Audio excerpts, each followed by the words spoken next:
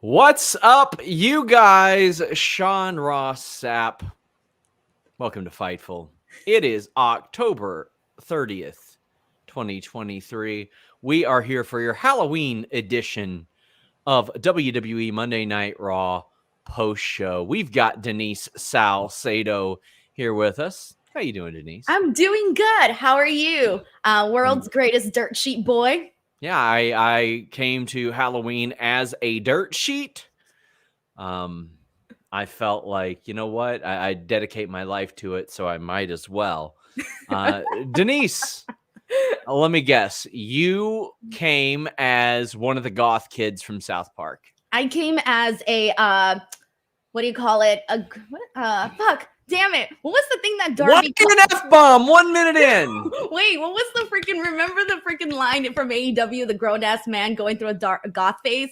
I don't know, Denise. Why are you dropping F-bombs? That was an accident. All right, anyways, yeah, I'm going through a goth phase. Well, please leave a thumbs up on this video. Get your super chats in. Get your humper chats in. We would greatly appreciate that. Share some spooky thoughts with us here on this show. You can leave a super chat here at youtube.com/Fightful or humperchats.com. We've had a wonderful string of interviews here on Fightful. Timothy Thatcher, Titus O'Neil, Larry D, Hyann. Good gosh, I can't even remember who I had last Friday, but I got Heath Slater coming up this Friday. One of my favorite interviews I've done. Me and him just had really, really phenomenal chemistry, and I think you guys would like that a lot. I had Tama Tonga the other day. That's who it was. Talked to me about his WWE talks. We got Titus O'Neil talking about cornhole tomorrow.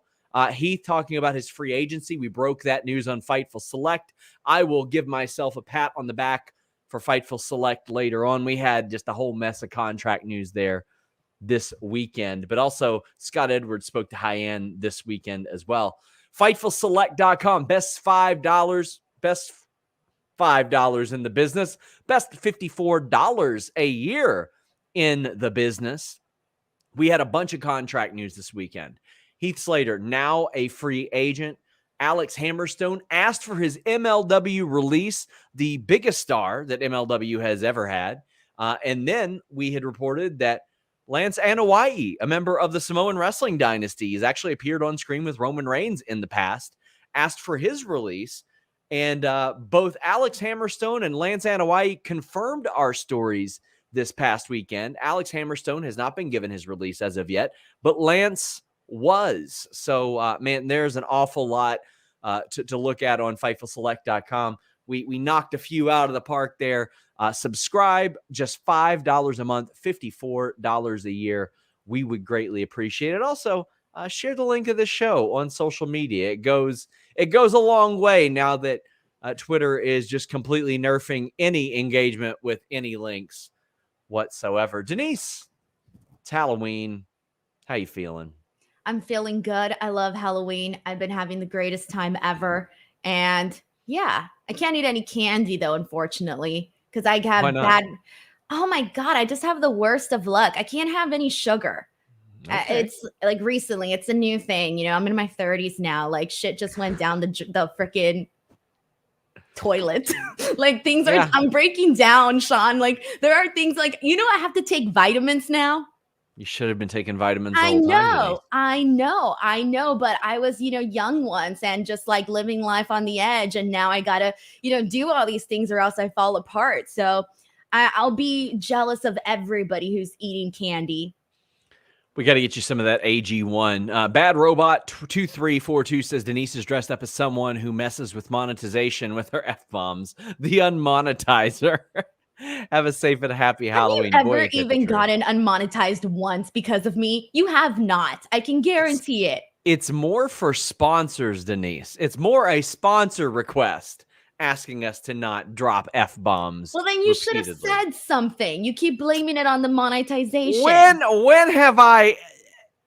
You should have said, Denise, our sponsors do not like that. And I would have been like, okay, Sean, I understand. I did. We literally joked about it a couple weeks ago because you No, talked that about one was us. different. That one was the other sponsor. And that's because I said the word shit or something right before. I don't remember. Ronan Mike says, hey, guys. This is the Raw show, but wanted to know if you had any info on the recent New Japan statement on fans. I was at the Vegas show, and it seems like this is related. Some people really know how to ruin it for everyone. So New Japan issued a statement that I agree with. They said basically, please do not creep on the wrestlers. This is my word, not theirs. Don't creep on the wrestlers around the entrance or exits of the venue, at the hotels, and the like. What happened?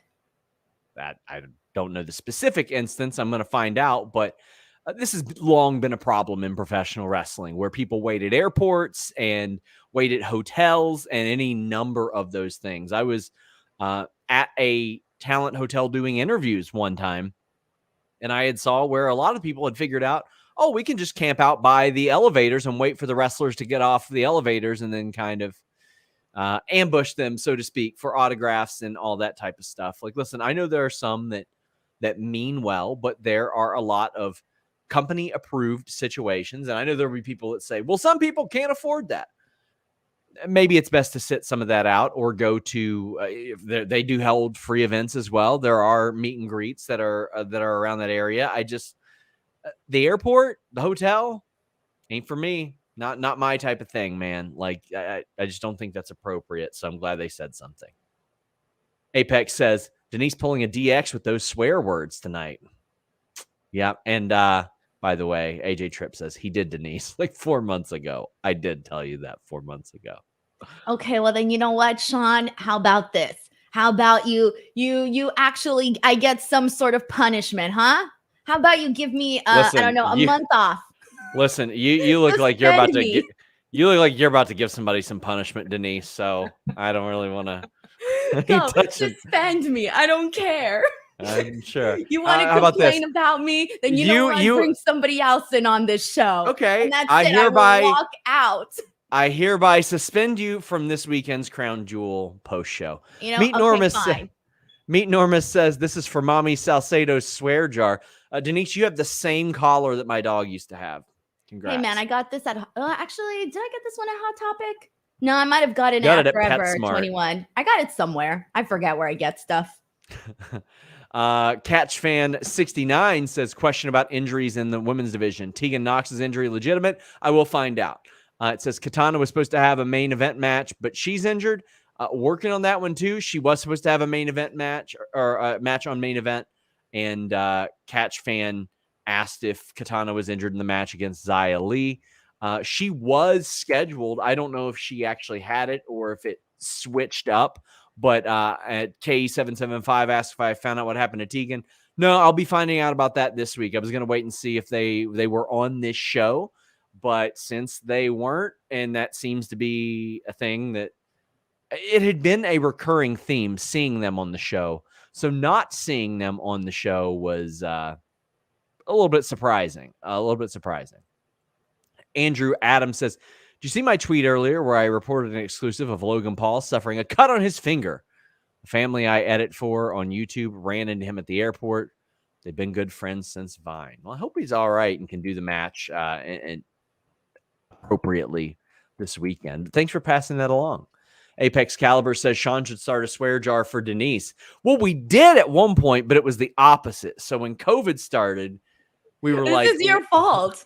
It was the opposite. We were like, you know what? Denise is losing out on some freelance gigs. Let's raise money to get her to swear on the air for the first time. I made $250 that day. It was a good day. It was a good day. It was a very good day. You know what? Fine. How about this? If I don't swear, I get paid for that. Eduardo Lozano says, thanks and congrats on Sean for that common Bengals W beating the Niners. Sincerely, a Cowboys fan. Yeah, it was a great Bengals win. I am so excited for this Sunday. Somebody says, Sean, what is your costume? I am a dirt sheet is what I am. But you know what, guys? Denise just talked about having to take, her vitamins and all that stuff, living a healthier lifestyle. Oh, I got something for you guys.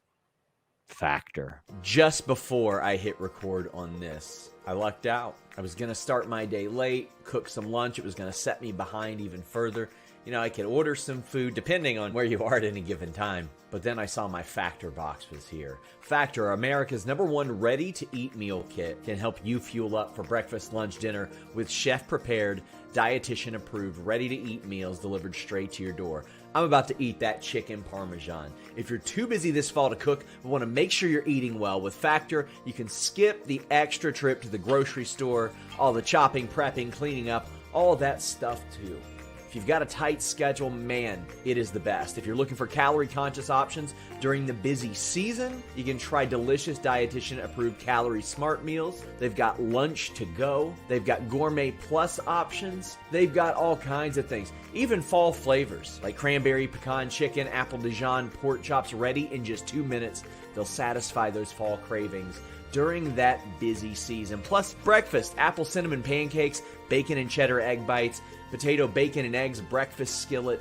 They have everything you're going to need. Head to factormeals.com/Fightful50 and use the code Fightful50 to get 50% off. That's code Fightful50 at factormeals.com/Fightful50 to get 50% off. This is an incredible deal. Check them out. Denise, do you know what my new costume is? Oh my God. Are you seriously doing costume changes? Is that what you were doing behind the scenes? My costume is somebody who knows he's about to get headbutted by JD McDonagh. Bro. Will Chisholm says, SRS, any news on Vince you can report? Yeah, he was in Saudi Arabia on Saturday. He isn't sticking around for Crown Jewel. Don't know if he's making a trip back there or not. Where was Samantha Irvin tonight? I don't know. I will ask. We'll find out that one as well. I don't think there's anything. I don't think anything substantial, but I could be wrong. But WWE Raw did happen tonight. We kicked off with a Rhea Ripley Judgment Day promo, and Sami Zayn interrupted and went off on them. I am just ready for Survivor Series to happen so we can move past whatever this all is. I'm done with the Sami, Cody, all that stuff feud. I've seen it too many times, Denise. I was kind of hoping for a little bit of a hotter start to Monday Night Raw because overall, I really did think today's show was pretty good. I thought the first 3 hours, completely flew by today. There was a lot of good wrestling on the show, but I thought for the opener of this, it did kind of feel a little bit just like, it wasn't really anything too major. And personally, I enjoy whenever we have like whatever kicks off Monday Night Raw to really be like the newsiest bit of the show, or at least a good portion of it. And so the only thing that I will say that I really enjoyed from this though was where they said, where Rhea Ripley said that Seth Rollins or Drew McIntyre had a decision to make, and whoever made the right decision would be the one to come out as champion of Crown Jewel. I did like that little portion of it all, but that was kind of about it for me. Yeah, not a lot to this that I necessarily enjoyed. Meet Normus. Actually, I'll have Luis take that super chat and put it in the appropriate spot. But Crazy 101 says, kickoff matches are back. BTW, choo-choo. Yeah, Sami Zayn and JD McDonagh were named for the kickoff show. This is something we haven't seen in quite a while, Denise. Jonathan Corona says kickoff matches are back. Sean, now Survivor Series is around. With these references, do you think Chicago explodes if Punk returns?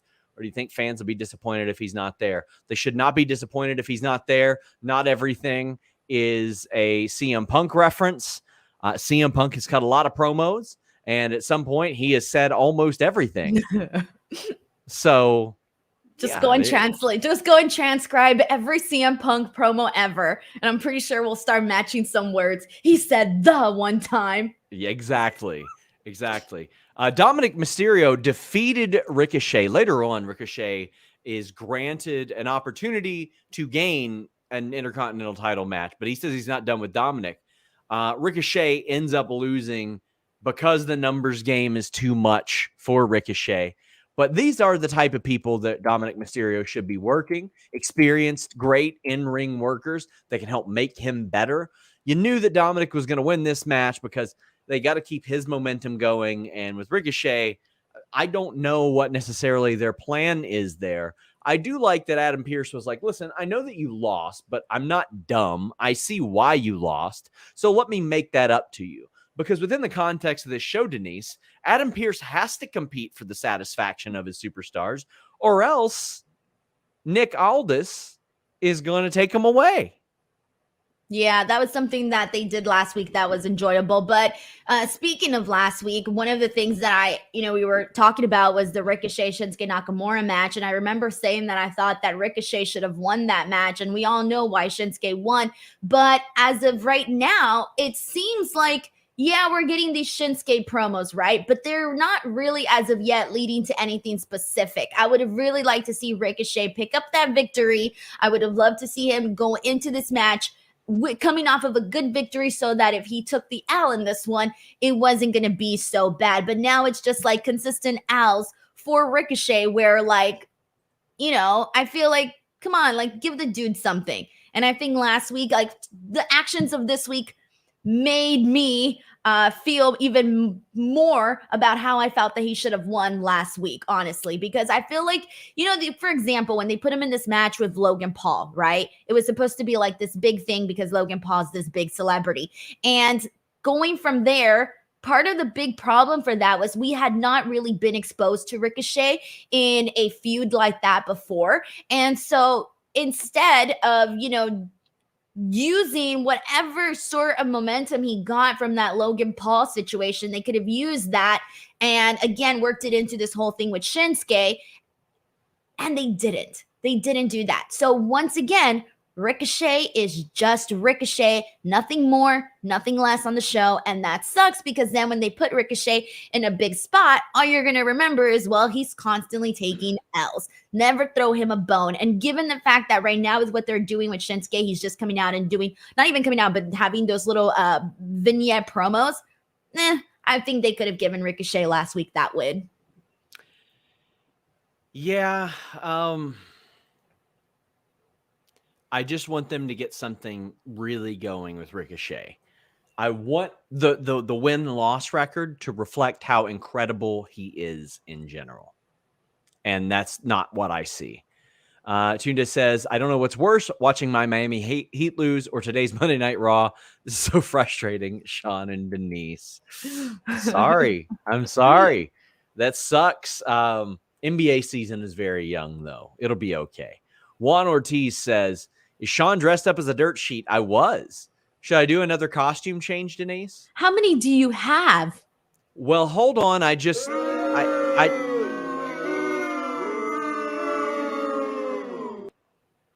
No, wait, hold on.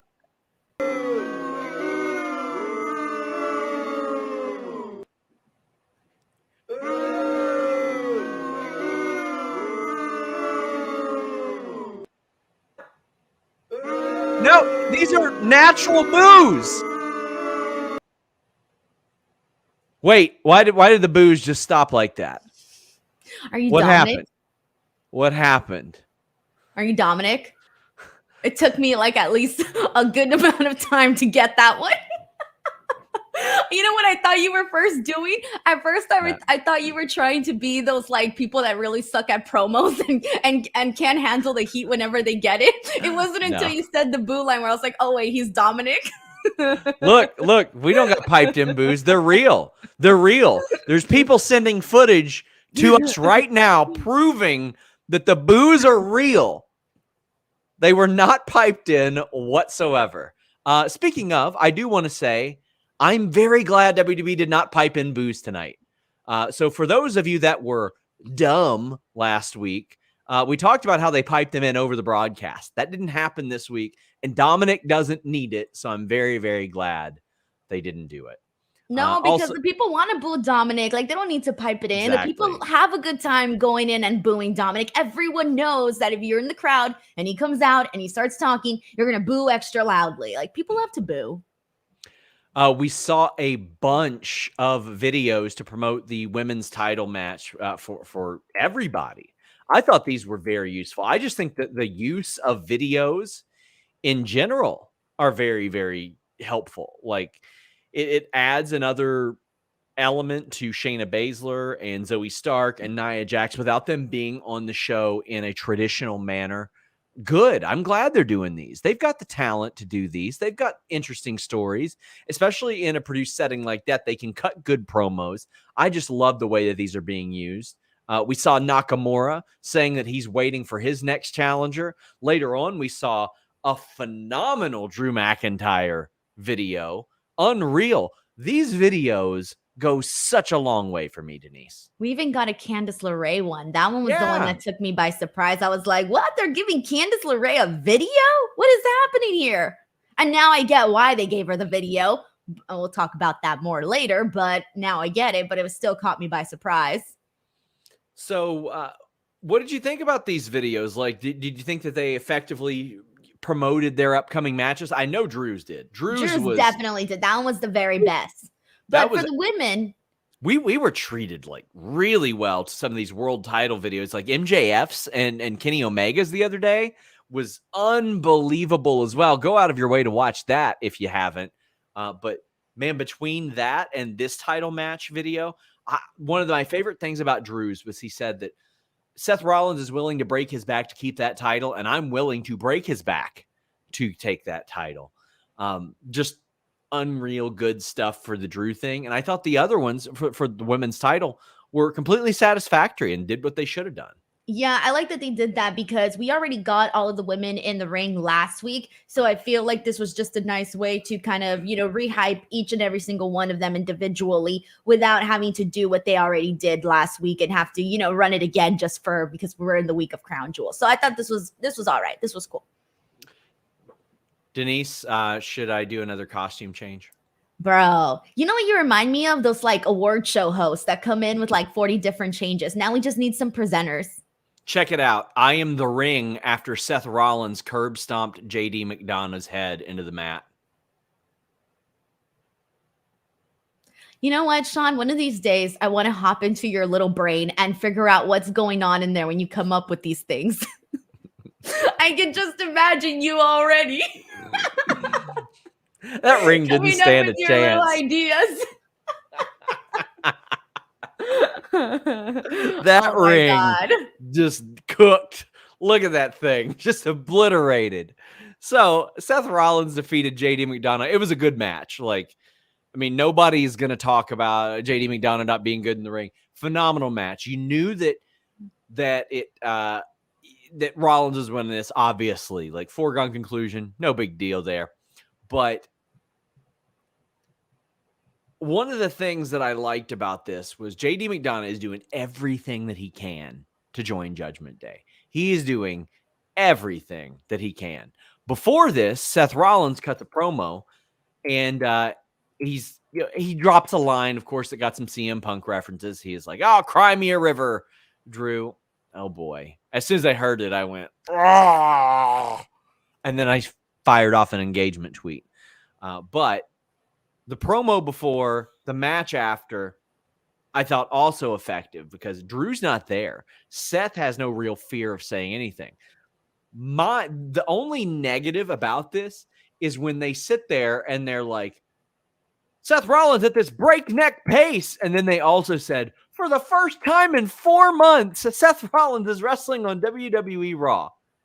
Meanwhile, what? Yes. Has it been?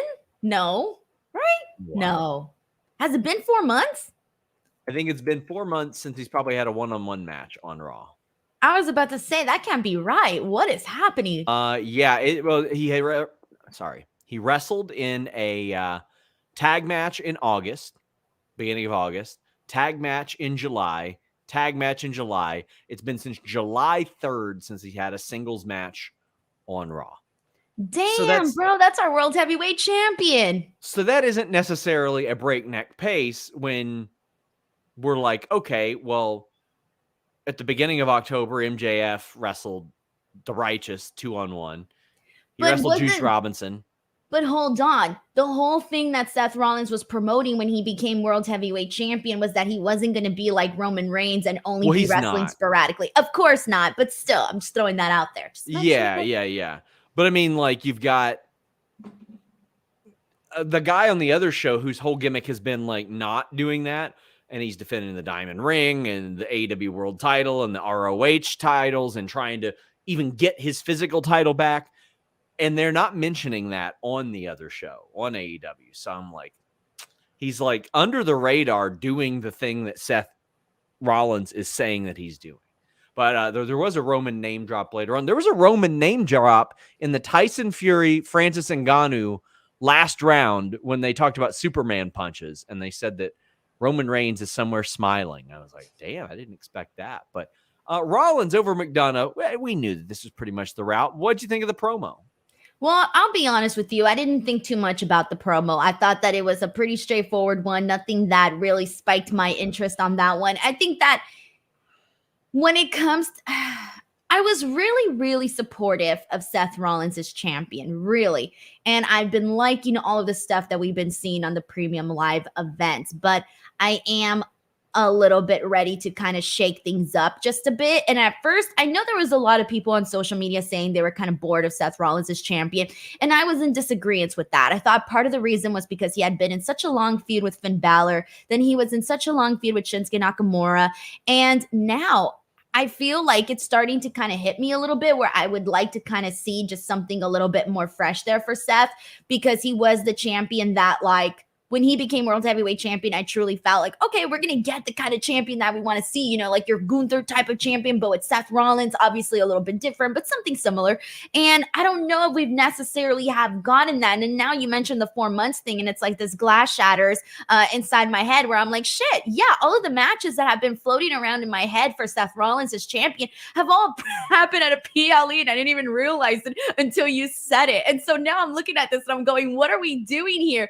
I will say this though, I loved JD McDonagh in this. There was one point he got thrown out of the ring, sold it so well. I was kind of a big fan of what they did here with JD.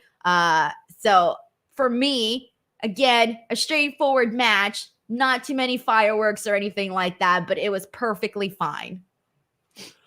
Juan Ortiz, actually, he had also said, Denise, mommy step host Salcedo is my favorite Denise, and I stan.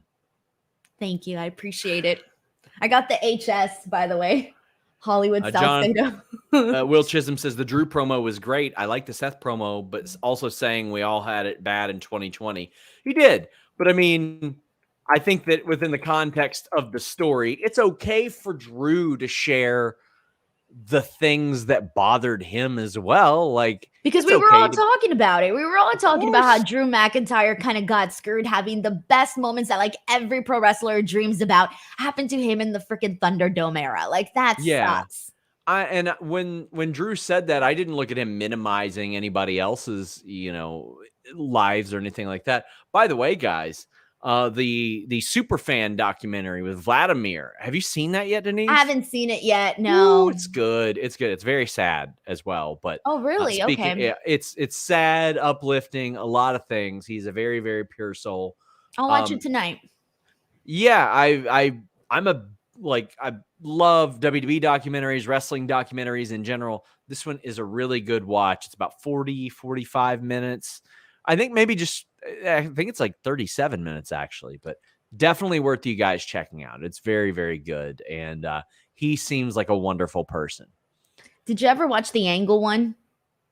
Yeah. Oh man, that one was my favorite one so far. That was my favorite. Very good. Yeah. Very good. I gotta like every single one of those. Well, the first 2.5 rows are all documentaries down there. Nice. Good, some good stuff there. Some good stuff. Some stuff that isn't on Peacock too.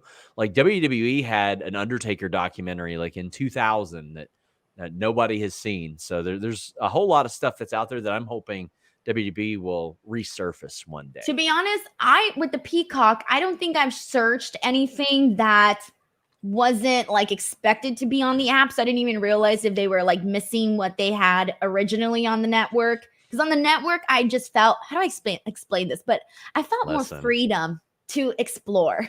Me too. And that's why I still have the network. Thanks to Nord. Buying pay-per-views on NordVPN.com/Fightful is going to enhance your pay-per-view buying process. Now, one subscription to NordVPN has so many different benefits, but if you're a big pay-per-view buyer like myself, UFC, boxing, pro wrestling, all that good stuff. Any combination of the three, if they're doing a fight circus or something like that, this subscription will pay for itself after 1 or 2 pay-per-view buys. Change your virtual location, pay for it at the prices that other people are paying for it in the UK, in Australia, etc., etc. And you can get different interfaces. Maybe you don't like Peacock and you want to check out the WWE Network the way that it used to be, the way that it was designed to be, the easy navigation, so on and so forth. Maybe you want to watch AEW without commercials. Maybe there's some other overseas services that you can't subscribe to and you want access to them. NordVPN.com/Fightful gives you that with a great deal and a 30-day money-back guarantee. Even better, 24/7 tech support, so if you have trouble navigating any of it, they can help you out. Fastest VPN on the planet, NordVPN.com/Fightful. Lots of stuff you can check. What? I was waiting to see what you were going to do next. I'm Spawn Raw Sapp. Good stuff. I think so. I'm just happy. We don't have to see your face anymore. This is the mask that I wore before I got that thunderous ovation. Oh, really? Against Shaza Biggest McKenzie. pop I've ever heard in my life, Sean. It broke the audio there. Yeah, I heard that like you guys, the audience was erupting so much that like a little mini earthquake was caused. Yeah. Jonathan Corona says, Denise looks like a vampire. I hope Drew brings back Broken Dreams. And Sean, who gets the WWE TV rights for Raw and NXT, and who gets the AEW TV rights? I think Warner Brothers Discovery gets the AEW rights. I think Raw and NXT will go to a package, probably to the Disney family or something like that. Backstage, Ivar is he wants to discuss some things with Adam Pearce. Adam Pearce does not look too excited about that. Denise, I'm excited about Ivar possibly getting more. I'd reported on FightfulSelect.com, best $5 in the business, best $54 a year in the business, that WWE officials have been very impressed with Ivar, and rightfully so, Denise. Yeah, thumbs up. He's been doing well. I don't know what else to say that I didn't say already last week on this one. I'm happy for him. We had that Candice Lerae video, but we also had XIa Li knocking her out. Now, for those wondering, Candice is fine. This sort of a play off of a legit knockout that XIa had on Mercedes Martinez years ago. I think same ref and everything. But JM says Candice Michelle should come to Raw one time. LMAO. But KE775 says the XIa Candice match helped nobody. What was the point? Booking of Candice has been abysmal. How'd you feel about this, Denise? All right. Well, I can't wait to talk about this one because look, when they played the Candice Lerae video, like I said earlier, it caught me by surprise because I'm looking at this and I'm thinking, wow, they're actually finally putting some stock into Candice Lerae. Like she's such a cute character, right? She's into Disney. She loves the pixie fairy stuff that she likes. Very, very cute. It's super marketable. I mean, if she actually got some support and like any sort of push, I can see it now. The little girls with their little colored hair and their little wings. It's very, very cute. Anyways. So I thought, okay, let's go. Her and XIa Li. I mentioned that I have not been a fan of what they've been doing with XIa Li because they made her look like a coward. The first thing they did is they asked for a championship match against Becky. Becky says yes. And then what does she do? She says, oh, well, I don't want it. Okay. And then, so we finally get this match. And I will say this, though. I did like the ending. I thought that it made XIa Li look very, very good. But I feel like okay, so Sean's going to just go away. All right, cool. Anyways, in regards to XIa Li and Candice LeRae, I thought that XIa Li, had they not done what they did with her before with Becky Lynch, then this would have been a lot more impactful. So now it's got me questioning whether or not if I would have preferred to see Candice LeRae look strong in this match or XIa Li look strong in this match, where they're pretty much, to me, on the same level. But, you know, dude, are you, what's his face, fucking Tony D'Angelo? Wait, who are you? You are, right? Dude, you kind of look like him. If you squint a little bit, do an accent, say something. Oh, yeah. There we go. This match in particular, I'm like, okay, well, I wonder what the plan is for XIa, because so far she's just shown up and said the same thing. K775 says this Becky XIa thing is weird. Like, XIa needs to fight Becky, not the other way around. Also think Kyrie returns during Kyrie versus Bianca at Crown Jewel. I hope so. Or I think you mean the other match that Bianca is booked for. But yes, after... Here's my question, Sean, and this is my question to the people too. At this point, because XIa Li and Candice LeRae are pretty much on par on the same level of treatment that they've gotten from the company, which is really not much, who are you more interested in seeing get an actual, real, legitimate push? XIa Li or Candice LeRae? I mean, Candice can get her push in the tag division with Indy Hartwell, and I'd be completely satisfied with that. So I don't really have a problem with XIa Li winning, especially if she's set up for the Becky thing. Now, yeah, but because the setup was so bad in the beginning, it got me going, oh, really? Yeah. RS says, bomb Rhea costume, Razor Ramon's request. Let's get a Denise Scott Hall shuffle. I don't think I'm into XIa Li. Hopefully Becky ends it. How do we feel about Vince calling Saudi the new home of WWE? Listen, man, Vince is old as hell. Doesn't know what the hell he's talking about at this point. No, absolutely not. Can I be honest? I was looking at that, and when I saw Vince and The Undertaker walk the red carpet, I was like, really? We never get The Undertaker or Vince McMahon walking down these red carpets here in the States when we're out there doing media. Can you imagine that? It's like night and day, man. Oh, man. My line of questioning for Vince McMahon in one of those situations would be much different than the ones that he got, because obviously I've gotten no opportunities to interview a Vince McMahon ever in my career. I don't know. Jay Miller says, solid night for tag wrestling. Not so much for the women, though. Candice LeRae's main roster booking has been frustrating, to say the least. I would like for this to lead to her, like, do her and Indy as a tag team. Develop some contenders, for the love of God.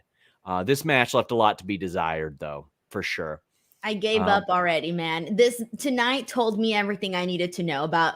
They only played the video package because she was going to take this big ass out. And there's probably a lot of people that didn't even remember who Candice LeRae was on the freaking roster. I think that's part of the reason why they played the vignette in the first place. And here I was thinking, oh, they're going to do something with Candice. No, they were just trying to remind you who she is. So you would kind of care when XIa Li defeated her this way. So Becky is backstage. She takes great pride in holding the NXT title. She said, I defended that title more in 42 days than Rhea Ripley or Roman Reigns defended their titles all year. And she says, I don't need the title. The title needs me. And sort of brought up Rhea. And I love that. Like, she had some real determination on her face and looked very, very, like, driven. XIa Li then showed up and said, you know what? We're going to fight. And Becky goes, cool, let's do it. And XIa again is like, no, on my time. And like, I keep thinking about this. And as that person said before, XIa needs to fight Becky. Becky doesn't need to fight XIa. And I'm like, if it ain't your time, then why are you here? Why did you show up? What was the point? It's very so dumb. And that's the thing. They've been doing it week after week. This is like 3 times now that they've done this with XIa Li, where they make her go out there, ask for something, she gets it, and then she's like, no, never mind. Come on now. We want to root for you. Give us a reason to root. Where are you now? Jimmy Butler during media day. Oh. You wouldn't know. No. Yeah, I didn't like that. Didn't make sense to me. Didn't make sense to me at all. I'm ready for them to just move on past this. Nakamura looking for his next sacrifice. Orion Ben says last week Bronson, this week Ivy, next week Shinsuke. And Will Chisholm says, I have a theory. The person who may face Nakamura could be Randy Orton because it has to be someone big. I don't think it has to be someone big. I think he's just calling out his next challenger, and they don't even necessarily have anything big. I mean, I'm sure they've got something planned. It's Triple H. So he's probably got something in mind, but I don't know that it's got to be like a big name. I think Randy Orton's probably set for Survivor Series or War Games or something, Denise. Let it be Akira Tozawa. I'll have some kicks with that one. Yeah. Why Tozawa? Because I care. I like Tozawa. He's funny, and it'll give me some interest in this. That's it. My bar is set very low here. I'm sorry. Evidently. I can tell. Like, to me, it feels like they're stalling. Like, this is all filler. RS says, any word on whether Trish will return after Canada's Got Talent? Is she under a similar deal to Edge, or is that a one and done run? I think they're open to doing more with her, and she's open to doing more with them. But I haven't heard of any imminent plans, but I mean, they were happy with how things went, and she gave them a boost and had a good program with Becky for them. Will says, not trying to be funny, but Vince didn't look good health-wise. Well, he's walking around with a cane because he had surgery on his spine. So, yeah, he didn't. RS says, Declan McMahon just enjoying the attention, or should we expect this guy to team with Dad at WrestleMania? Have you seen this where Declan McMahon, who is Vince's grandson, Shane's son, has been doing he interviews looks just like young Vince. He really does. He really does. And yeah, I saw the picture. Yeah. And I heard that he did like an interview where he was saying that he thought AEW and Impact was garbage. Or he said, I don't watch that crap. Oh, okay, there you go. Why would he? Why would he, right? Like, but he looks like young Vince. I saw the picture and I was like, bro, that's young Vince right there. He definitely does. I think he is enjoying the attention, but the reality is he is a McMahon, and he knows that he could get attention whenever the hell that he wanted. Like, he's not dumb. He knows that. He's in college right now, Division I, running back. He's going to be a great athlete, but right now, not that it's like he needs his college paid for or anything like that, but he's going to enjoy this while he's got it, and maybe wrestling afterwards. He seems very open to it. I'm surprised it took this long for him to get this kind of media attention. Ooh, Nakamura versus Tozawa announced for next week. Wait, did they really? Shut the front door. If Luis is screwing with us, because I literally didn't announce it. But they didn't announce it on the show, did they? I don't think so. Wait, I was right. Actually, yeah. They announced it at 10:47. Let's go. I don't remember them announcing it on the show. Give me some predictions, Denise. Bro, I'm so happy. I just predicted that. Unless they announced it on the show, and I didn't even realize that I saw. No, I don't remember them announcing it on the show. Maybe I wasn't paying attention. Okay, who are you now? Can I guess? Go ahead. Oh my God. Homeless Mary Poppins. No? That's insensitive, Denise. Is it? I don't know. I don't know the rules. It is. Miz TV with Gunther, only it wasn't Gunther. It was Imperium, who then buried the Miz. Do you think they're trying to turn Miz babyface here? I sensed it. I felt it. And I said, hells no. They better not do it. Hells no. Why? No, there's no way that I can see the Miz as a babyface right now. He's been annoying, cocky Miz for the longest time. He's a permanent heel and forever in the rest of my eyes. For the rest of my life. They've tried it in the past and it just did not work. I think maybe he's got one babyface run in him, but I think it'd be like towards the end of his career. Shinsuke Nakamura 38 minutes ago tweeted, "What the?" So I can't believe it. I'm so excited. Now I care. Now I care about Shinsuke Nakara Tozawa. He deserves it. Did Imperium make you care about The Miz at all? No. Not even a little bit. Mm-mm. Not even a little bit. The only thing I want to see is Gunther just chop him, have a match. That's it. I'm cool with that. I was actually hoping that we would end up with like a pumpkin on his head or some sort of crazy, silly Halloween thing, but they didn't do that. But I was hoping for it. Like just smash him in the head with a pumpkin. I gained a little bit of respect for Miz's character because he was like, you know what? I made that title that you held relevant before you did. But I don't know if we should even be talking about the Intercontinental title as something that somebody had to make relevant like that within the context of this show. It shouldn't be like, oh, well, you know what? It wasn't relevant until I got a hold of it. I'm just right as of now. I'm not buying into it. Right now, I just see The Miz as somebody that Gunther should beat in a few minutes. And that's okay. Miz's best days are probably not ahead of him. They are probably behind him. And again, that is okay. That is completely fine because he's done a lot of great stuff. Man, main evented WrestleMania, won multiple world titles, Money in the Bank, had a great cash in, numerous titles, 2-time Grand Slam champion. But I ain't into this. I was into DIY defeating Imperium, though. This adding DIY and the Creeds, who we're pretty much saving for a main event slot on our show here in the tag division, is very helpful. Rockhard Joel Wood says, when's the last time the tag division felt as important as it does now? DIY and the Creeds add a spark to an already blossoming division. It just felt good to see DIY back. How did you feel about it, Denise? It was because, like I said, I had lost kind of a lot of hope for them in the long run of things. Jesus, I'd lost hope for Tommaso Ciampa and Johnny Gargano. And so now kind of seeing them in there looking happy, having their mannerisms of DIY back in the ring, and then against a team that I actually cared about for a long time, then hey, I'm feeling good. What's up, Fabio? I'm Michael Hayes. Oh. Okay, Sean, you just put a wig on, and then you don't give any other hints as to what you can be. You can be anybody. I literally said I'm Michael Hayes. I just out loud verbalized. Yeah, but I'm not like Michael the first Hayes. things. You look like Kid Rock. Somebody says you do have the voice for Hayes. Thank you.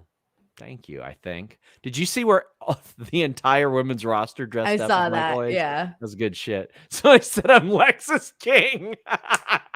Oh my God, yes! You're Lexus King!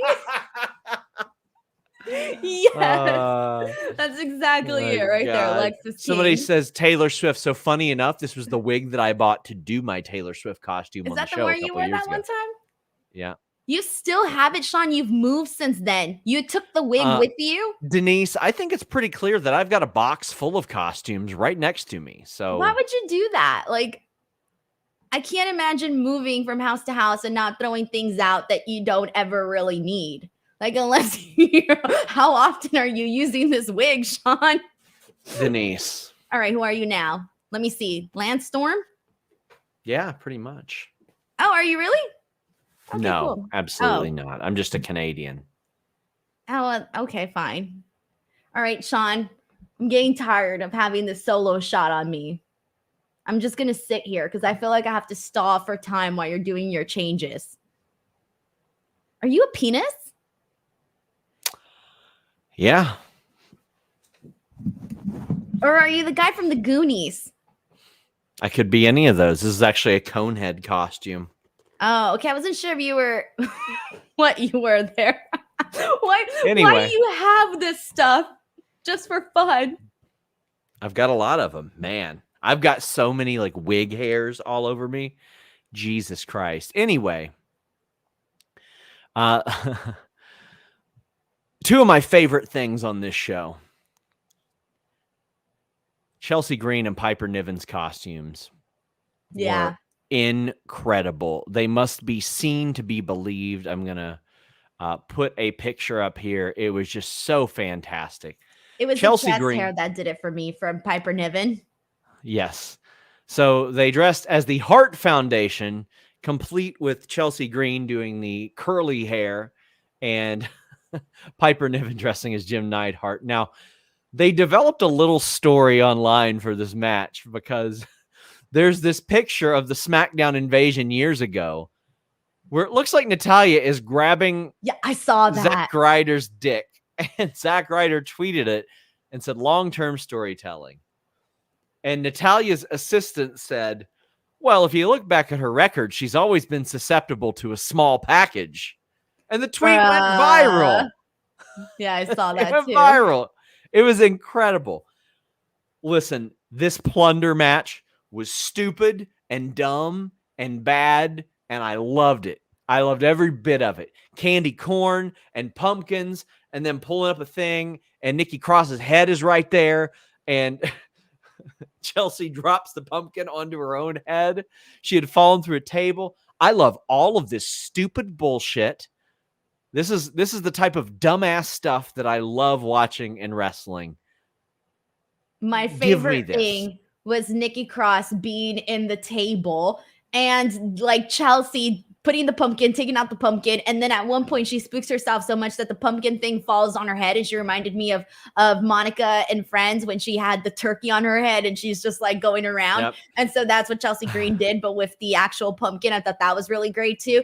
The spot where Natalya looked like she was trying to get the sharpshooter on both girls, I thought that was really fun as well. This was so fun. The bobbing for apples, shoving Chelsea Green's face in there. I thought that was really funny. Undid her curls though, but dang. Other than that though, this was a really fun match, and you need stuff like this on these holiday themed shows. I am all for this stuff. I loved the Sheeta and Abaddon one the other day as well. So good. The crowd popped huge for the pumpkin. Love that as well. So I'm here for spot. That was my favorite spot when she went on top rope with the broom and then she jumped off. It was my favorite thing. Lots of people saying R.I.P. Matthew Perry. Indeed. Also announced for Raw next week, Bronson Reed, Ivar, Miz, Ricochet, top contender match for the IC title. That is going to hump so hard. Wait, say that again? Ivar, who wanted a shot. Bronson Reed, who also wanted a shot. Ricochet, who was promised an opportunity. And then the Miz, who was involved as well. I could see the Miz sneaking in and stealing a victory. Yeah. Top contendership. Okay. And that match is going to be really, really good. Damn, I was almost kind of hoping that it was just going to be Bronson Reed and Ivar. We've got, by the way, New Day were backstage trick-or-treating and ran into Judgment Day, which was funny. But Orion Ben says Chelsea and Piper saw Shotzi and Scarlett and said, bet. Oh, man. It's funny to see them, like, after their match. Like, I can't believe that Chelsea's hair can go from looking how it did to how it does now in the matter of, like, an hour. It was so, like, over the top just an hour ago. Will says it was great to see the Hart Foundation again. That it was. Matthew England says, is UFC still listed in WWE's non-compete clauses? Doesn't make sense since they are both in TKO company. Well, that has not been broached as of yet, but Matt Riddle will not be going to the UFC. That much I assure you. Dana White, the UFC have zero desire of bringing Matt Riddle in, period. Oh, man, let's talk about something awesome. Alpha Academy issued an open challenge this past weekend. The Creeds accepted, and Ivy Nile was there with them too. And Ivy Nile is ready. The Creeds are ready. And this match hummed. Reese Powers says Creeds are great, but what the F are they doing with Gable? Well, they're kind of setting up his eventual return to the Intercontinental title scene. But K775 says any other NXT main roster possible call-ups besides the Creeds. I would be surprised if Carmelo isn't brought up very soon. I'd be very, very surprised. Meat Norma says Alpha Academy Creeds was a hoot. Meat slapping spot foo is my favorite kind of party. Hope they unleash Ivy Nile and Ross sooner than later. So the in-ring action was good, but there were two particular spots, or three rather, that blew my doors off, Denise. Ivy Nile with a German suplex on Akira Tozawa. Ivy's been ready. Good. Ivy's great. She's wonderful. She's got everything a main roster talent needs. Her and Shayna teaming in the future, I think, would be very, very good as well. But I think she can stand on her own as well. Then there was a spot where Otis hit a big slam on Brutus, and then Julius comes off with a 450 on top of them, but then Gable does a moonsault onto everybody. It was like just a stacked sandwich on the ground, on the mat. Unreal. One of the best spots I've seen on Raw this year. And then they hit their finish, which involves Julius Creed putting Otis on his shoulders and Brutus doing the big cannonball. This was the most perfect introduction to the Creeds, with a video, by the way, that you could have given, and the crowd was all about it. Crowd had never seen the Creeds live in this environment, and they killed it, and the crowd responded.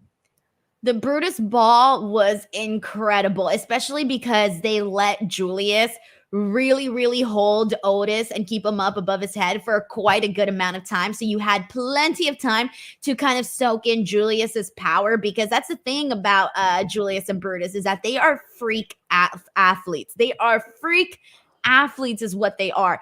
And anybody who's watched their work on NXT knows that they were bound for the main roster from the beginning. And that's the thing about the Creed brothers, is that they're going to be phenomenal to the tag team division, but at some point, where later on, whenever they had enough time as a tag team down the road, they're going to be big single stars each individually on their own, because they are like I really want to see like Julius and Chad Gable go at it one-on-one. I think that would be phenomenal. I hope they decide to do that. But this was a lot of fun, a great introduction to the Creed brothers. And again, if you've seen them on NXT, I think you know what to expect, but multiply that times 10, because now they're going to be in there with all these other tag teams, and they'll be coming up with some cool stuff, I think. But great introduction there. Love this match. I love the spot with freaking Tozawa. That was great. He's been a great addition to Alpha Academy. And like even within the context of this show and all that, like you can't erase that Akira Tozawa is a phenomenal wrestler, but within the context of the show, he's lost his way a little bit. But Chad Gable would see the value in him. Chad Gable would be like, we can get you there, don't worry. And I love what Joel Wood's saying here. He says, you can tell they're protecting Gable because when he was doing nothing, he was taking all the pins. Now Otis is taking the pins in the tag losses. They very clearly value him to some degree, and I think that's great. Matt Hennessy sends a very generous super chat. Thank you so much, Matt. You sent this at the beginning of the show, even before the show. It says, as someone who loves tag team matches, Creeds versus Alpha Academy and DIY versus Imperium humped. Crowd got it. So did DIY versus Imperium, that there were Johnny Wrestling and DIY. Gargano and Ciampa are starting to get over. Sami is the best babyface in WWE. So I'm a little bummed that we aren't going to get DIY and Owens and Sami. I was really hoping for that at one point. DIY's new music absolutely sucks. It is not good. I do not like it. I wish they would get their old theme back, or Rebel Heart. But the tag team division is looking good. And that's with them losing Eric and Ivar. Now, I want to say this. It's like everybody, I don't want to say Eric benefited, because unfortunately on Fightful Select last week, we reported he ain't going to be back anytime soon. But Ivar in singles, way better than the Viking Raiders were. And that's WWE's fault for booking them like that. But the tag division isn't missing anything without Eric and Ivar, because they were booked so badly. If they were booked appropriately, that would be a big loss. New Day is back. They're healthy. They're doing their stuff. You got DIY in the fold. You got the Creeds.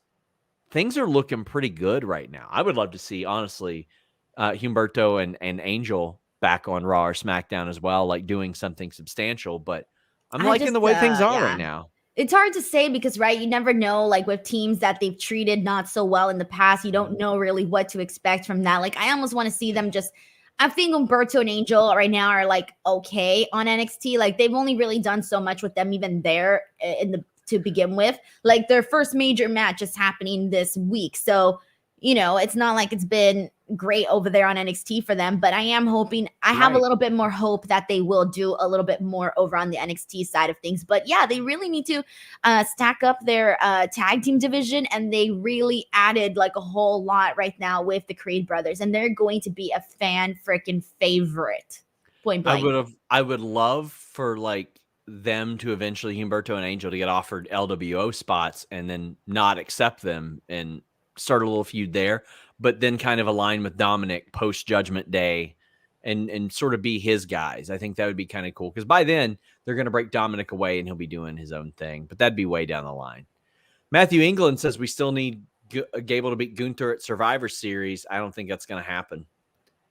Will says happy for the Creeds and Ivy, but the Creeds to go out looking at the lights tomorrow night. Yeah, I mean, them getting a win here. We had reported on Select they were scheduled to win, but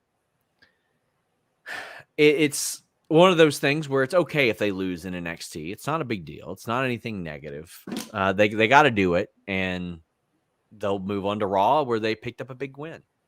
Will Chisholm wants to see Ivy versus Becky. I do too. Zayn and Priest ends in a no contest. The baby faces then beat up JD McDonagh. Cody Rhodes eventually hits Crossroads, 2 of them, on the world's strongest table. That table, like, listen, to have JD McDonagh's head run into that thing twice and not budge. this is officially Denise when tables were men. That's what this is. Some burly construction worker put that table together and they said, this is my life's work. And I just want to, I want to tip the many hats that I wore tonight to that person. I just feel like I've seen this type of finish, even though it's not this exact finish. You could tell that the match was going to end in this way based on how the match was worked between Priest and Zayn, unfortunately. And I hate when that happens because I don't like when when you can almost kind of predict that it's really not going to go anywhere. And to be honest, like all of this was just there. For me, it was the Cody Rhodes portion of this all that really, really did it, in the sense that I came off of it going, damn, whatever my interest level was for his match with Damian Priest at Crown Jewel, it's gone up a couple of points based off of that promo that we saw from Cody Rhodes tonight. Yeah, he took a shot at Damian Priest. He was like, you know what? He's like, you're never going to be the guy in Judgment Day. You're never going to be that dude. I'm really hoping that this is a part of Cody sort of goading Damian Priest into putting his Money in the Bank on the line. Because listen, I think Cody's got to win that title. And there has been zero reason that we have seen since WrestleMania that Roman Reigns should still have that title or needs that title. None. There was something that Cody said that made me think, I mean, now it's probably too late for him to put it on the line at Crown Jewel, or I don't know if it's too late or not, whatever. Sure. But he had said that his path begins now and that he is like the start of his path, right? I'm thinking, what path are we talking about specifically, Cody? Like, what is the end of, what's the destination here? Like, what are you talking about? I felt like I read into a lot of what he said when he meant by path. So personally, I mean, that would be a great way for them to do it. Like you mentioned, getting him to put the title, the Money in the Bank briefcase on the line. But I don't know if they'll do it for Crown Jewel, but that would be great. Yeah, and I think there's a lot of ways they could do that we'll talk about a little bit later about, well, if Cody wins the title, does he go to SmackDown? Maybe. Or maybe they send the other champion to SmackDown. Or maybe Cody's like, no, I want to work both of them because I'm Cody. Sage says Julius is going to give Brutus some brotherly ribbing for dropping knees on his gut in the finish. Yeah, he probably will. Meet Normus says, my last Raw Live was the go-home show for Mania 35 when go-home shows were men. The video packages and in-ring were solid tonight, but I could have used a car crash or something spicy. 3 out of 5 pork chops. Listen, I loved the Trick or Street fight. I loved that. To me, that was a fun car crash. But I get what you mean, like an absolute slapper of a match car crash. Yeah. I think is what you meant. This one was fun. Yeah. Obviously the Creed Brothers match was fun. Damian Priest, Sami Zayn was okay, and then everything else was kind of like along the lines of okay. And KE775 said, by the way, guys, get in your super chats, get in your humper chats. We're heading down the home stretch. Please leave a thumbs up on this video. If you're watching live, comment some of your favorite stuff from this show. K775 says, do you think at Survivor Series Judgment Day cost Priest the briefcase, or they turn on him after War Games? Seems like they're inching there. I mean, I think this summer was the peak of Judgment Day. So I think that we are probably leaning towards the inevitable collapse of Judgment Day. And I think that's an okay thing to do because they have had a really, really great 1.5 year run. Like, the heights that they have reached after it looked like an absolutely dog shit stable. The way that Edge. It started with Edge. Oh my God. I almost forgot that's how it all started. Weren't they doing like a magical act in the beginning or something like that? I don't even remember. Well, they were teasing that, and like Vince wanted to do supernatural stuff. And yes, that's what it was. The supernatural stuff. Thank God they didn't. Andy says, fiery babyface Cody is the top babyface going. Just chills. He's really great. Like, he's just really, really great in this environment. And sometimes you need a better environment. And so far, based on what we've seen out of Jade Cargill, they've rolled out the red carpet for her. Lexis King, obviously, they let him go. But he seems more important in WWE than he ever did in AEW, and Cody Rhodes has been booked very well. So they're doing pretty well. Joel Wood says, be quiet, Sean. You know we're only in the 3rd inning of this Judgment Day story. Oh, brother. Oh, no. Listen. I would not want that at all. What innings do you think we're in now with the bloodline? I think we're in the bottom of the 7th. Oh, well, bless you, because I hope we are. I think we're in the bottom of the 7th. But you know what? I would have said that a year ago as well. Yeah, that's true. That's what I would say. Bless you. I hope you're right on that one. Denise, tell the people where they can find you, where they can support you, where they can follow you. YouTube.com/Denise Salcedo. I'm literally streaming there like 4 to 5 times a week, plus putting up a bunch of content. That's honestly the best place to support me. Guys, we are here every night on Fightful, NXT, AEW, ROH, and Impact Now TNA, SmackDown, Collision.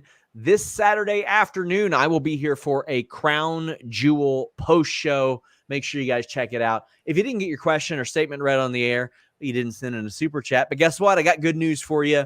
Subscribe to FightfulSelect.com. I do a Q&A show there every single week. This is in addition to exclusive wrestling news. The stuff you get aggregated everywhere else, it comes from FightfulSelect.com. But the benefit is you can ask me questions right on those stories if you want them clarified. You don't have to worry about second, third, fourth, fifth, sixth hand stuff. Go to FightfulSelect.com. Thank you guys so much. I appreciate you guys. We're right back here tomorrow night for NXT. We're out.